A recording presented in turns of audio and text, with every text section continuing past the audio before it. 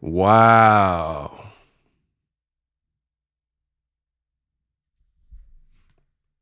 Jaron Boots Ennis gets knocked out if he faces Vergil Ortiz. This is what Vergil Ortiz is saying after Jaron Boots Ennis became a champion by defeating unified Xander Zayas. What up, Fight World? It's your boy Ego, and I'm back with some more boxing. As you see on the screen, Vergil Ortiz Jr. watched the fight apparently and says, yeah, I'm sleeping Jaron Boots Ennis. So he believes after watching the Xander Zayas performance, he's seen enough. And from his perspective, what he brings to the table is going to be too much for Jaron Boots Ennis. He actually had a lot to say about the outcome. And, you know, that's the crazy thing about boxing, where the whole fight week, you don't really hear from rival fighters. And then if they lose, then everybody pop out, right? Or if you had a subpar performance or whatever, then everyone show up. But then when the fighters have impressive knockouts, nobody's really there, right? So it's funny how that works. So regarding the fight, Xander said a couple things that I want you guys to hear. He took to social media after the fight, called Xander Zayas a quitter, and says, but y'all think I'm just hating. And he's tagging the video where Broner, too, was watching with Dean the Great and believes that Zayas quit. He kind of signaled to his corner, and, you know, Boots put the pause on him to the point where he didn't want to continue. I'm going to rewatch it because I was doing a watch party. Broner believes he quit, and so does Vergil Ortiz. So you got two fighters who are saying he quit. Championship fighters are hey. He quit. Hey. He quit. He quit. He quit. He said yeah. He said yeah. He quit. He quit, bro. You got a 3 knockdown rule though? That one on 3 knockdown. He quit. He said you done. He said yeah, I'm done. He quit. I don't respect it, nigga. I don't respect it. So you heard from Broner. Now, love him or hate him, you can't say Broner's a quitter, because if there were ever a fight to quit in, it clearly would have been the Maidana fight. And Broner was like bringing that dog out and giving Maidana a run for his money, to the point where Broner, I believe, was listed by Maidana as like one of his toughest fights and one of his hardest hitting opponents. So you can't take that away from Broner. Now, Ortiz also said, Xander Zayas, you look straight to your corner after you got dropped that last time because you were a PUSSY. You did better than I thought you were going to do, but you're a quitter. I can't believe I just saw you do that. And Xander Zayas and Ortiz have had a back and forth, right? So on top of saying I'm sleeping him to Jaron Ennis, saying he would knock him out, Vergil Ortiz further stated, if I get him, meaning Boots, like that, I promise you I get him out of there. But notice he put if I get. Styles make fights, you know what I mean? Now, earlier in the day or week or whatever it was, he did pick Jaron Ennis by 4th round knockout, and he thought if Xander fights smart and moves, maybe he can frustrate Jaron, and then Jaron will win by a KO in the 10th. So he picked the right person. Now he believes that if he were to fight against Boots, that there can only be one outcome. I got multiple things to say, but first I want to say thank you guys for all the support. It's been phenomenal. I cover boxing over 10, 15 years at this point, full time. Shout out to everybody for the super chats coming to the Boxing Ego watch party. Use my link me to follow me on all of my pages. We are not on one platform yet. We are on multiple platforms. So multi-platform, follow me everywhere. Continue to support Bet on Us 2026 and beyond.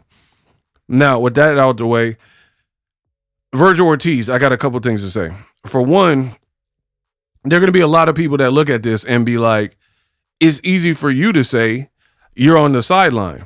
You know, you can make any kind of nitpicks about the fight and or what happened in the fight and how everybody looked. But you and your manager, Rick Meridian, right, created some kind of turmoil and beef with your own promoter, Oscar De La Hoya.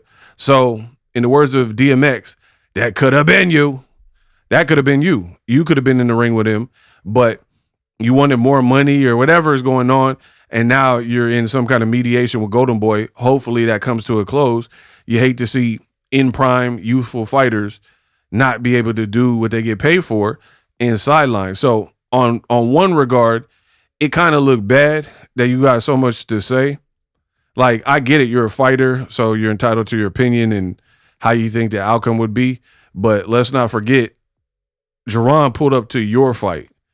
You didn't pull up to his fight. You didn't even pull up to this fight, right? You're on the sideline. You don't have no fight. You're not in training camp. Why don't you go to this fight? You know, as opposed to tweeting it. You know what I mean? And say, hey, me and Golden Boy are wrapping up this litigation. I want you next. Boots did it to you. So we got to be very mindful.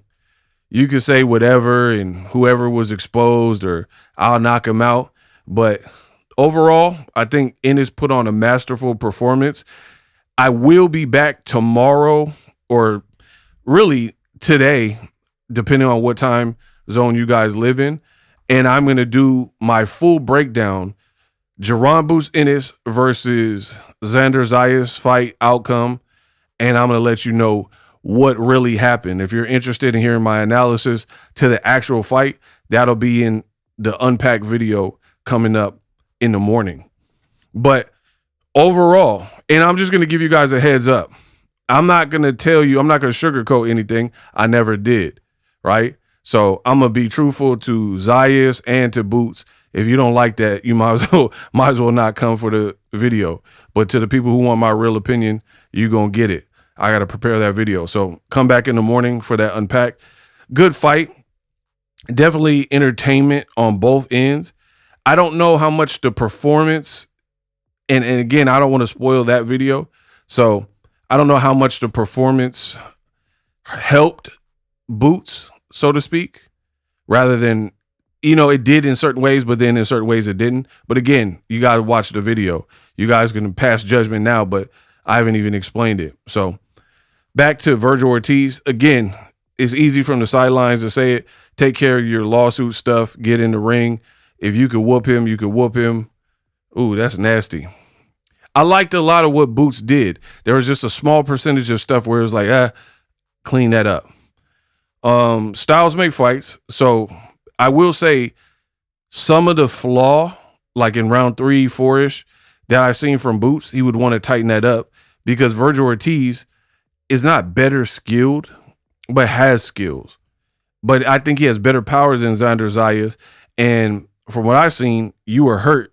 Boots was hurt in round 3.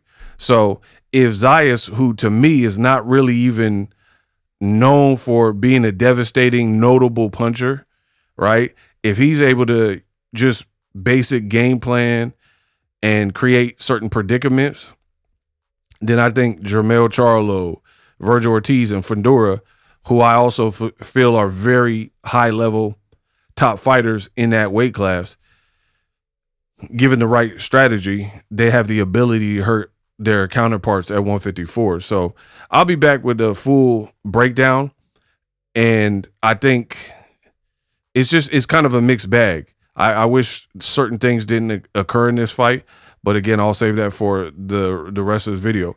As me, I would still favor Boots over Vergil Ortiz at this point in the game, but I would just like to see a couple things tightened up.